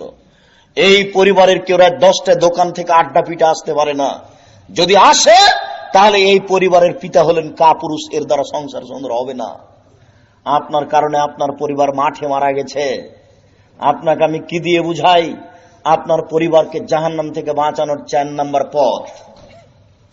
রাসূল সাল্লাল্লাহু আলাইহি ওয়াসাল্লাম বলেন, আর রাজুলু সাইয়্যিদ ওয়াল মারাতু সাইয়্যিদা। বাড়ির স্বামী যিনি তিনি হচ্ছেন কর্তা, বাড়ির স্ত্রী যিনি তিনি হচ্ছেন কর্ত্রী। আপনি হচ্ছেন কর্তা আর আপনার স্ত্রী হচ্ছে কর্ত্রী। নিজের কাজ করে যে সে হলো কর্মী, অপরের কাজ দেখে যে তাকে বলে কর্তা। নিজের কাজ করে যে সে হলো কর্মী, অপরের কাজ দেখে যে তাকে বলে কর্তা। আপনি ফজরের পরে উঠে সালাত আদায় করলেন, সালাত আদায় করার পরে আপনি চলে গেলেন স্কুল। সালাত আদায় করাতে আপনি কর্মী, স্কুল যাওয়াতে আপনি কর্মী। সালাত আদায় করার কিছুক্ষণ পরে আপনি চলে গেলেন জমি চাষ করতে, আপনি কর্মী, আপনি কর্তা কখন? ফজরের সালাত আদায় করে এসে বাড়িতে ঢোকেই একবারে হংকার দিয়ে উঠতে হবে, আহমদ তুমি এখনো বিছানা থেকে উঠোনি, আমি যে তোমাকে উঠিয়ে দিলাম। এ কি? এক মুহূর্ত বিছানা থাকতে পাবে না, ওকে আগে উঠতে হবে, সালাত আদায় করতে হবে। এর নাম কর্তা। আপনার স্ত্রী বাড়ির মহিলা কর্ত্রী। ফজরের সালাত আদায় নিজে করেছে কর্মী। ঘুম থেকে উঠে বলছেন, খালেদা উঠো মা, দোয়া পড়ে উঠো, পেশাব পায়খানে দোয়া পড়ে যাবে। শোনো, ওযু করো, সালাত আদায় করো, এরপরে সূরা ইখলাস, নাস, ফালাক পড়ো। বেশি যদি না পারো সূরা ইখলাস পড়ো। সূরা ইখলাস যদি 3 বার পড়ে তাহলে কি হবে? 1 বার কোরআন মাজিদ পড়ার সমান নেকি পাবে। এই কথা শাশুড়ি তার বৌমাকে বলে দিবে, তাই শাশুড়ি হচ্ছেন মহিলা কর্ত্রী। 4 নম্বরে সূত্র আপনি পালন করুন, আপনি আপনার পরিবারকে বাঁচাতে পারবেন জাহান্নাম থেকে।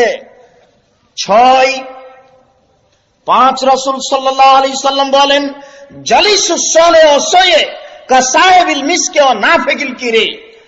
ভালো বন্ধুর উদাহরণ আর মন্দ বন্ধুর উদাহরণ হচ্ছে কামারের মতো আর আতরওয়ালার মতো। রাসূল সাল্লাল্লাহু আলাইহি সাল্লাম বলছেন, কারো বন্ধু যদি আতরওয়ালা হয়, আই ইউজি একা, এমনিতে আতর আপনাকে দিতে পারে। যদি এমনিতে না দেয়, তার তমিন আপনি আতর তার নিকট থেকে কিনে নিবেন। কিনেও নিলেন না, এমনিও দিল না, তাজদু মিনহু রিহান তাইয়্যিবা, আপনি তার পাশে বসে থাকলে সুগন্ধি পাবেন। আতরের পাশে, আতরওয়ালার পাশে বসে থেকে নাকে মুখে সুগন্ধি আসবে না, এই কথা যেমন মিথ্যে, আপনার ছেলের বন্ধু ভালো, আপনার ছেলে ভালো হবে না, এই কথা তেমনি মিথ্যে।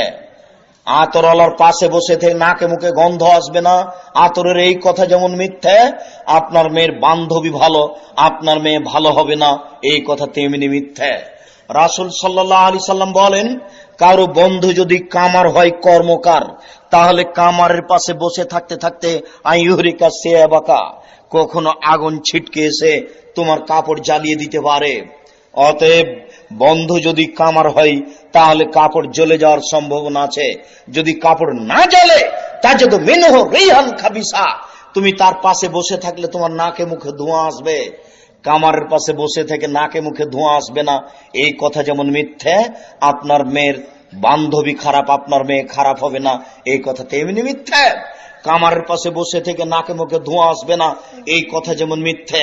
আপনার ছেলের বন্ধু খারাপ, আপনার ছেলে খারাপ হবে না, এই কথা তেমনি মিথ্যে। কামারের পাশে বসে থেকে নাকে মুখে ধোঁয়া আসবে না, এই কথা যেমন মিথ্যে। আপনি যে দল করেন সেই দলের প্রতিক্রিয়া আপনার ভিতরে আসবে না, এই কথা তেমনি মিথ্যে।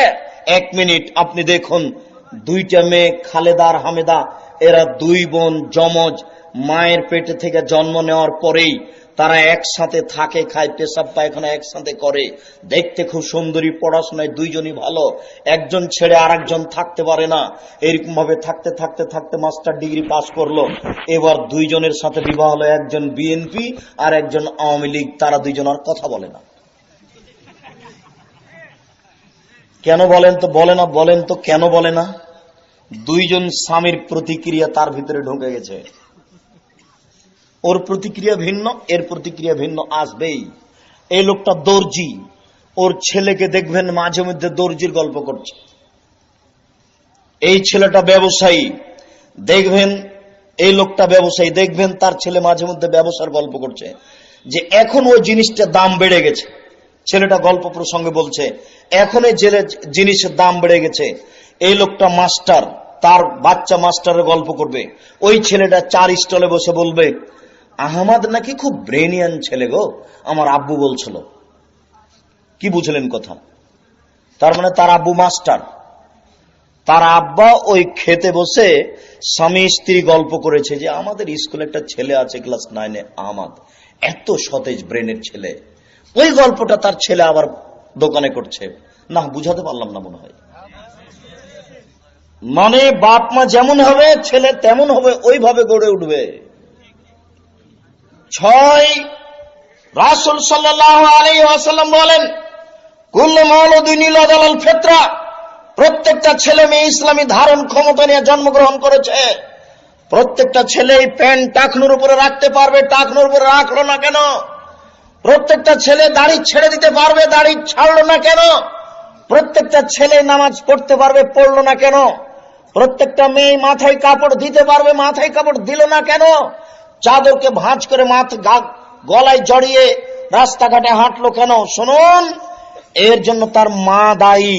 এই মেয়ে খারাপ নয়, তার মা খারাপ। রাসূল সাল্লাল্লাহু আলাইহি সাল্লাম বলেন, বাপ মা যেমন ছেলে মেয়ে তেমন। বাপ মা ইহুদি, তাই ছেলে মেয়েকে ইহুদি করে গড়ে তুলেছে। বাপ মা খ্রিস্টান, তাই ছেলে মেয়েকে খ্রিস্টান করে গড়ে তুলেছে। বাপ মা আগুন পূজক, তাই ছেলে মেয়েকে আগুন পূজক করে গড়ে তুলেছে। বাপ মা যেই মাপের, ছেলে মেয়েকে সেই মাপের করে গড়ে তুলেছে। এই জন্য রাজশাহী চাঁপাইনবাবগঞ্জে একটা ভাষা বলে, সঙ্গ দোষে লোহা ভাসে। লোহাকে যদি এমনি পানিতে ছেড়ে দেন তাহলে ভাসবে না, লোহা যদি কাঠের সাথে লাগিয়ে দেন তাহলে এখন ভাসবে। লোহা ভাসছে কেন? সঙ্গ দোষে লোহা ভাসে। এই ছেলে খারাপ হয়েছে সঙ্গের কারণে, এই মেয়ে খারাপ হয়েছে সঙ্গের কারণে খারাপ হয়েছে। শুনুন, এই কথা আপনাকে মেনে নিতেই হবে। আল্লাহ রাসূল এই কথা বলছেন, এই কথাকে মেনে নেওয়া ছাড়া গত্যন্তর নেই আপনার। আপনার বাড়িতে আপনার ছেলে মেয়ের সবচেয়ে খারাপ বন্ধু হচ্ছে মোবাইল। এই দিয়ে আপনার ছেলে যত চরিত্র হারাচ্ছে, তার চরিত্র হারার দ্বিতীয় মাধ্যম এত বড় নেই, এটাই সবচেয়ে বড় মাধ্যম। আপনার বাড়ির ইন্টারনেট, আপনার বাড়ির টিভি। আপনি ঘুমিয়ে গেলেন, ছেলে তো চলে গেল ভারতে, টিভি নিয়েও তো চলে গেল বহির্বিশ্বে। কখন ঘুমাবে তা কেউ জানে না। বাপ মা নিজের ঘরে ঘুমাচ্ছে, ছেলে নিজের ঘরে ঘুমাচ্ছে টিভি নিয়ে। এই ঘরের একটা 10 তলা বাড়ি, এখানে 300টা রুম আছে, প্রত্যেকটা রুমেই টিভি আছে, প্রত্যেকটা রুমেই জেনা চর্চা হচ্ছে। কি করে জাতির কল্যাণ হতে পারে? কেউ যে কল্যাণ নিয়ে ভাবে না, কেউ যে পরিবার নিয়ে ভাবে না, কেউ যে হক নিয়ে ভাবে না, কেউ যে সত্য নিয়ে ভাবে না। সম্মানিত দিনী ভাই, আমরা আজকের আলোচনা সংক্ষিপ্ত করে এই পর্যায়ে এসে আপনার স্ত্রী এবং আপনার মেয়েকে নিয়ে আপনার একটা পরামর্শ করতে চাই। পরামর্শ করতে গিয়ে আপনাকে আমরা বলি যে আমরা প্রাণপণে চেষ্টা করছি, আমি বিশেষ করে সাধারণ খাদেম প্রাণপণে চেষ্টা চালিয়ে যাচ্ছি জাতির কি করে উপকার করতে পারি।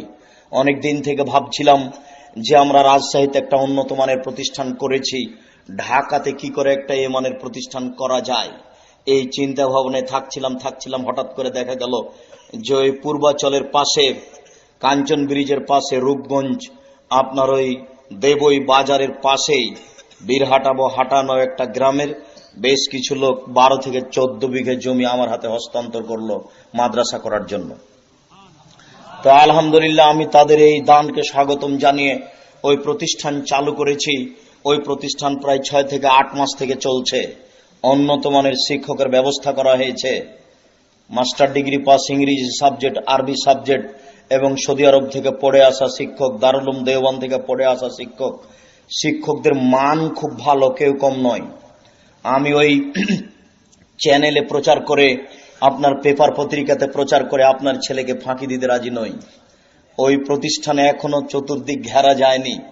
তবে আমি একটা পত্রিকা পড়তাম, কলকাতা থেকে একটা পত্রিকা বেরোতো মিজান, সেই পত্রিকাতে মাঝে মধ্যে লেখা থাকতো ছাত্র ভালো হতে হলে শিক্ষককে ভালো হতে হবে, ছাত্র ভালো হওয়া নির্ভর করে শিক্ষক ভালো হওয়ার উপরে। ওই কথাটা আমার মাথায় সেদিন থেকে জেগে আছে। 1984 সালের কথা বলছি আমি। সেদিন থেকে ভাবছিলাম একটা উন্নত মানের প্রতিষ্ঠান করা যায় কি করে, জাকির নায়েকের প্রতিষ্ঠান বা তার চেয়ে একটা ভালো করে প্রতিষ্ঠান গড়তে চাই। আমি শিক্ষকের ব্যবস্থা করে ফেলেছি আলহামদুলিল্লাহ। শিক্ষক নিয়ে আপনাকে চিন্তা করতে হবে না এবং তাদের বেতন নিয়ে চিন্তা করতে হবে না, তাদের অনেক বেতন।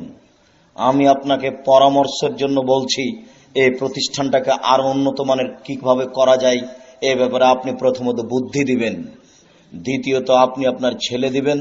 আপনার মেয়ের বিষয়টি আমরা পরে ভাবছি, এখনো আমরা ওই পর্যায়ে যেতে পারিনি, নতুন তো, এক পর্যায়ে আমরা চলে যাব।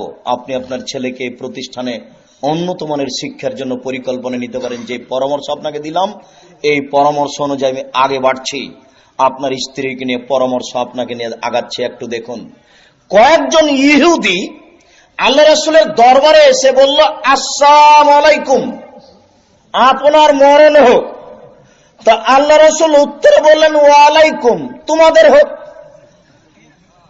আল্লাহ রাসূল যা বলেছেন এই কথা আয়েশা রাদিয়াল্লাহু তাআলা শুনতে পাননি। উনি আবার উত্তরে বলছেন, আসসালামু আলাইকুম ওয়া লানাতু আলাইকুম ওয়াল গাযাবু আলাইকুম, তোমাদের উপরে মরণ হোক, তোমাদের অভিশাপ হোক, তোমাদের উপরে গজব নাযিল হোক। এত দূর পর্যন্ত বলে থেমেছেন। তখন আল্লাহ রাসূল বলছেন, ইয়াকুল উনফল ফস আলাইকুম রিফকে, তুমি নরম হও, তুমি কঠোর হও না, তুমি কর্কশ হও না। আয়েশা তুমি নরম হও, তুমি কঠোর হও না, তুমি কর্কশ হও না। তখন আয়েশা বলছেন, আলাম তাসমা মা কালাত, আপনি শোনেননি ওরা কি বলেছে? তখন আল্লাহ রাসূল বলছেন, আলাম তাসমাই মা কুলতু, তুমি শুনুনি আমি কি বলেছি? ভাবটা বুঝতে পারছেন? স্বামী স্ত্রী মুখামুখি, স্বামী স্ত্রী মুখামুখি। ইহুদিরা এসে রাসূলের দরবারে কি বলল বলেন তো, ভাষাটা বলতে পারবেন? আসসালামু আলাইকুম, আপনার মরণ হোক। তখন আল্লাহ রাসূল উত্তরে কি বললেন? ওয়ালাইকুম, এটি শেষ, তোমাদের হোক। কিন্তু এই কথা আয়েশা শোনেননি। আয়েশা রাদিয়াল্লাহু তাআলা একবারে ক্ষিপে এত দূর পর্যন্ত বললেন। তখন আল্লাহ রাসূল বলছেন, তুমি নরম হও। তখন আয়েশা বলছেন, আপনি শোনেননি ওরা কি বলেছে? আল্লাহ রাসূল বলছেন, তুমি শোনোনি আমি কি বলেছি? শোনেন, পৃথিবীর সবচেয়ে বড় বুদ্ধিমতী নারী হচ্ছেন আয়েশা, পৃথিবীর সবচেয়ে বড় শিক্ষিতা নারী হচ্ছে আয়েশা। আয়েশা রাদিয়াল্লাহু তাআলা আনহাকে যদি উপদেশ দেওয়া লাগে তাহলে আপনার স্ত্রীকে উপদেশ দিতে হবে, এ কথাই ঠিক।